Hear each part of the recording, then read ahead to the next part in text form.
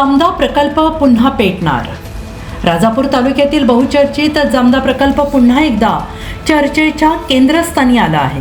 प्रकल्पग्रस्त शेतकरी त्रस्त असून एजंट मात्र मस्त असल्याची चर्चा सध्या परिसरात रंगली आहे।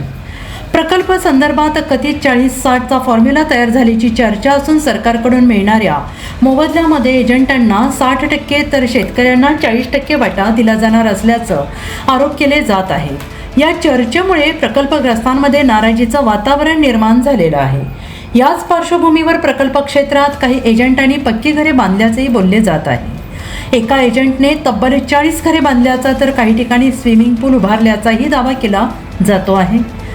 प्रकल्पाच्या जागेत मोठ्या प्रमाणावर नव्यानं बांधकामे झाल्याचं सांगितलं जात असून ज्या एजंटची जास्त घरे त्याला जास्त मोबदला मिळणार अशी चर्चा परिसरात आहे। दरम्यान स्थानिक प्रकल्पग्रस्त ग्रामस्थ आणि नागरिकांनी आधी पुनर्वसन नंतर प्रकल्प अशी भूमिका घेत प्रकल्पस्थळी उपोषण सुरू केलेलं आहे। त्यामुळे कोकणातील जामदा खोऱ्यात पुन्हा एकदा संघर्षाची ठिणगी पडण्याची शक्यता व्यक्त केली जाते असून जामदा प्रकल्प पुन्हा चर्चेचा विषय ठरलेला आहे। आणि अधिक माहिती घेतली आहे आमचे रत्नागिरी जिल्हा प्रतिनिधी गोकुळ कांबळे यांनी।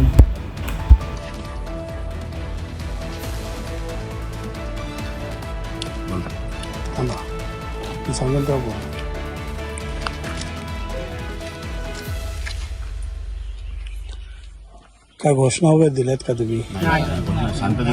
शांततेत आंदोलन।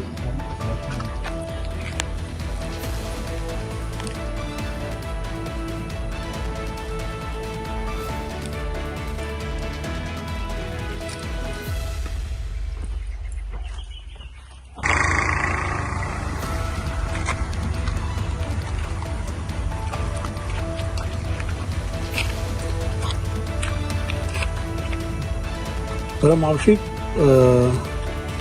कशासाठी तुम्ही उपोषणाला बसला? काय नियोजन, म्हणजे नेमकं काय मागणी आहे? कसली आमची मागणी मोजणीची आहे। आधी पुनर्वसन नंतर धरण हा शासनाचा नियम आहे। मग हे लोक आधी मोजणी नंतर पुनर्वसन, हे कुठलं न्याय? मग आम्हाला काहीतरी न्याय द्या, प्लॉट पाडा आणि आम्हाला मोजणीच्या नंतर त्यानंतर मोजणी करा तुम्ही। आमचा कुठं विरोध आहे?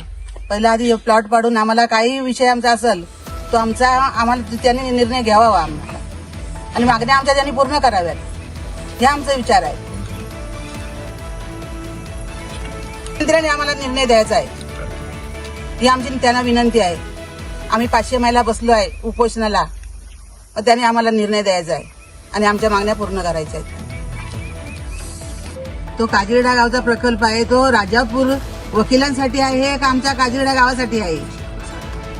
मग हा प्रकल्प 60-40 वाले आहेत, मग ते वकील राजापूरच्या वकिलांची भर करतात का शेतकऱ्यांची? काल आमच्याकडे जे आलेले पोलीस त्यांनी जबरदस्ती करून तिने गाड्या घातल्या। आमचं काय सहमत नव्हतं, त्याच्यामुळं तुम्ही काय सांगते उद्या वाटून आम्ही जाणार बस। आमच्या गावामध्ये पोलीस आले, त्यांनी आम्हाला धमकी दिली व आमच्या तिकडे वाडीत तोडकरी म्हणून त्यांची मोजणी होती, ते स्वतःच्या गाडीतून पोलिसांच्या गाडीतून त्यांना तिकडे घेऊन गेले व मोजणी केली त्यांची। आणि आम्हाला सांगतात की मी राजीनामा देतो, मी आणखीन काय करतो, तुम्हाला पुनर्वसन करून देतो, मी तुमच्या गावाची हमी घेतो, असं अनेक गोष्टी काय त्यांनी आम्हाला सांगितल्या आणि गाड्या आतमध्ये घातल्या। काजिरडा गावचा आहे, आता म्हातारी झालो ते आता काजिरडा गावचा आहे। मग हा एक वकील राजापूरचा आम्हाला काजिरडा गावकरांना खेळवतोय, तो कशासाठी खेळवतोय? आम्हाला निर्णय द्यायचा त्यांनी आहे। 60-40 आहे, 60 त्यांचं आणि 40 कुणाचं? शेतकऱ्यांचं? हे नाही पाहिजे आम्हाला। ह्या निर्णय सरळ आम्ही घेणार त्यांच्याकडून, आणि आमच्या 500 महिलांच्या समोर या आणि आम्हाला निर्णय द्या। या समोर कोणते? आम्ही 500 महिला उतरलो आहे रस्त्यावर उपोषणाला।